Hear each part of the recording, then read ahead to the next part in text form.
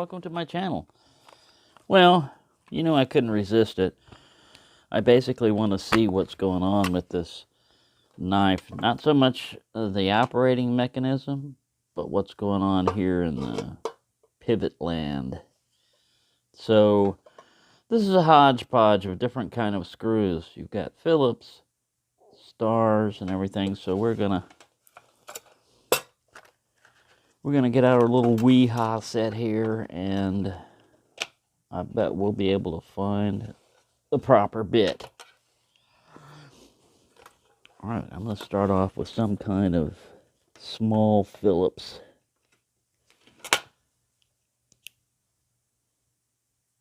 I'm guessing this one will be good enough. That's a little bit small for... It would fit, but since we got the proper bit, let's go one bigger. I'm just going to go with these guys for right now. There we go. That doesn't sound good. Now, you've got to keep in mind, anytime you do something like this, you face the possibility of you're going to take it apart and never get it back together again properly, or you're going to destroy it, or something like that. Okay, that's just pins down there.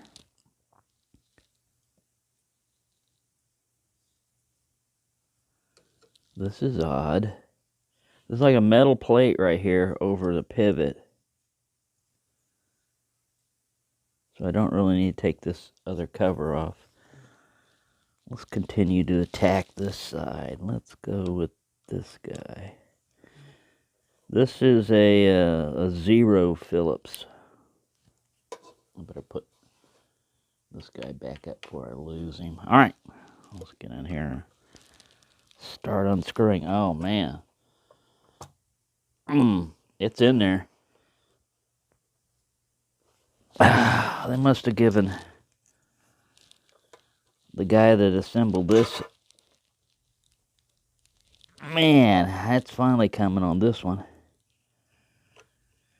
Yeah, when you're dealing with small screws, I've done this in assembly before, you usually have torque limiters on them so that you can't a small screw like that should not be torqued down that much. You're basically going to strip the threads out.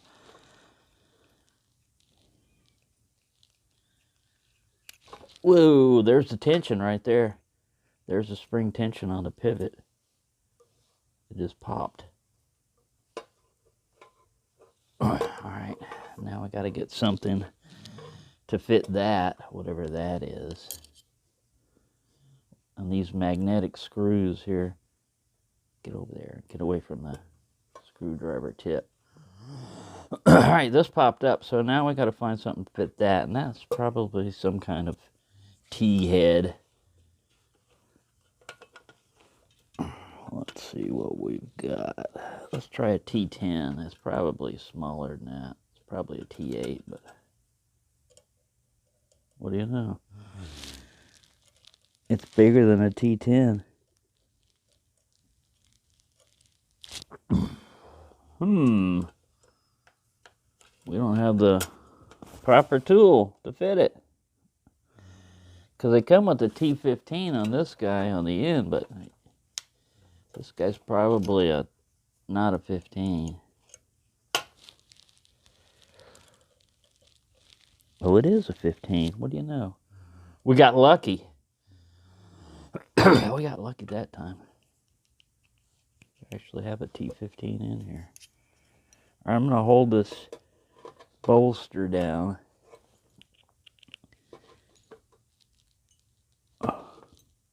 That's what I was afraid of. Alright, at least this side screws out. Alright, so what I know now is metal should always go into metal. If you see plastic there, you've got to hope that this is like a Chicago screw, which is what this basically is. One side is threaded and the other side isn't. And to disassemble it, we have to go this side, and I've already started on the other side, but let's continue this. Let me pause it so you don't have to see all the misery. All right, might as well capture the whole thing. It's just going to be a long film. Ooh, this guy's already bumping. He's already trying to move. He wants... Get out of there, you. Alright, you know you're never going to get this back together again. All the king's horses and all the king's men couldn't put your silly knife back together again. Alright, so we got the little... I wonder what the spring is on the other side to make this... Oh, I already see part of it. Yeah, how to destroy a knife in 5 easy lessons. Take it apart, especially if it's an automatic knife. You always got to watch out for spring tension when you're talking about an automatic knife. And it's not that the blade's necessarily going to shoot out at you and everything, but the spring is going to be under tension. And part of when I worked for Intel, our lockout, tagout procedures were, all right, you can disassemble part of it. Well, here we're not going to go that far, I hope. You were supposed to de-energize all sources of energy. And that could mean pneumatic, you know, like you got a pressure tank there.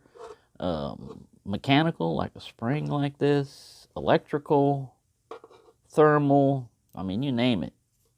Lock it all out. All right, what are we going to do here? Are we going to take this off too? Might as well just take it all apart and then see if you can ever put it back together again. We'll keep all our little screws together.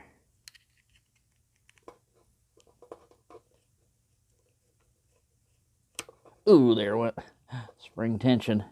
Pew! All right, we switch back to T15 here. Take our Phillips out.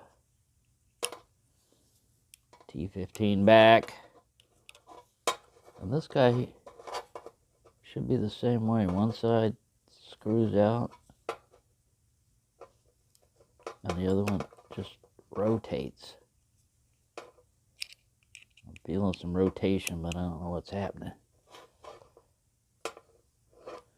You will never get that back together again, sir. Yeah, you're probably right.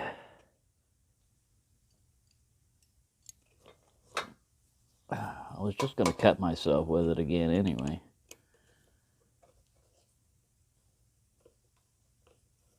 Okay, that screw.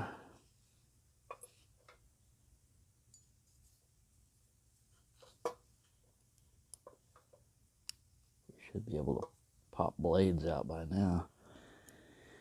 And have pieces of stuff. There's a little coil spring. It's underneath the cover.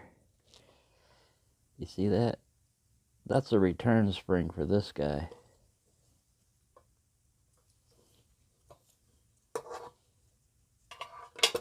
Let me go get a pry bar. When I had firearms, handguns and stuff like Rugers and Colts and Smith & Wessons and everything, a lot of times I'd take them apart just to do maintenance and stuff like that. And then go beyond like field stripping, you know, and get into detailed stripping. One of the worst guns I ever took apart, there's actually 2 of them. Charter Arms uses a pin method like this, but they have springs underneath stuff. So you drive a pin out and then this captive spring fires off, you know. Oh, it was just terrible. I finally got it back together. It was a Charter Arms Bulldog 44 Special. Oh man, there's a lot of tension there. That thing just flew over and hit my finger. Yeah, that's the problem with them. So you've got to recompress this stuff. You got to. There's your little. That's the automatic basically right there. And then this is the little plunger. And its little spring fell out, but there's a little captive spring. Where is he? Oh, here he is. He got canted a little bit. See that? That probably shouldn't have been like that, but it got canted a little bit when the cover came loose. All right, so there's your firing mechanism.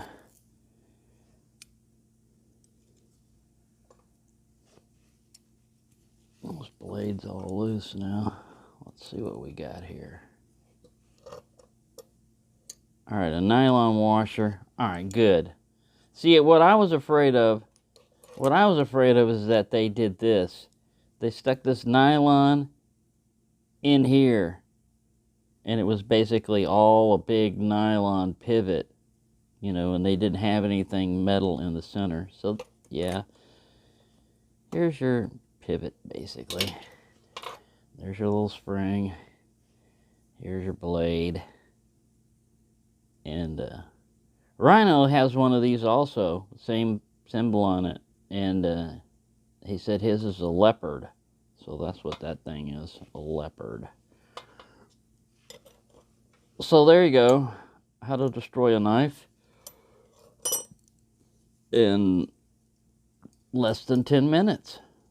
Well, it took me about 10 minutes. Here's the other nylon on the other side. And see, that's just your hook. It just covers that little hole. Whoop. And there's your plunger. Oh, man. You are never going to get that back together. Yeah, I know. Might as well disassemble it completely, right? I mean, don't do a job halfway. It's going to mess something up, mess it up all the way. That's what I like to say. I'll get you out of there.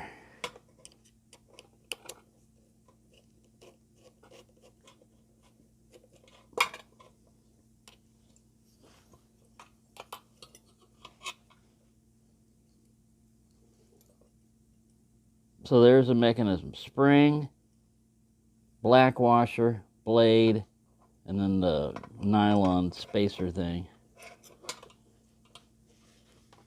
Some guy in China does this every day, man. Puts one of these together for his 3 bowls of rice and fish heads. They probably give him extra money because this is extra complicated. They give him an extra bowl of rice and maybe a little extra soy sauce. And that's his day's wage. They're making like 300 of these a day or whatever. The insane amount they turn out so they can make them cheap. But yeah, I'm impressed. It takes a lot of sometimes if these things might have a jig, you know, to make things easier to assemble, you know, it holds everything in place for you, fixture. There we go, we got that one out. There was a spring underneath there somewhere hiding. I don't know where he ran off to.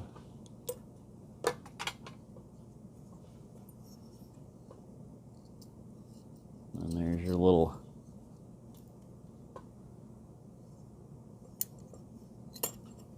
mechanism, another blade. So yeah, there you just got a little hollow handle and you got your little washers with chunks taken out of them already. That's probably an indexing thing. Yeah, it's designed for this cut out of this hole right here. See if the other one had one.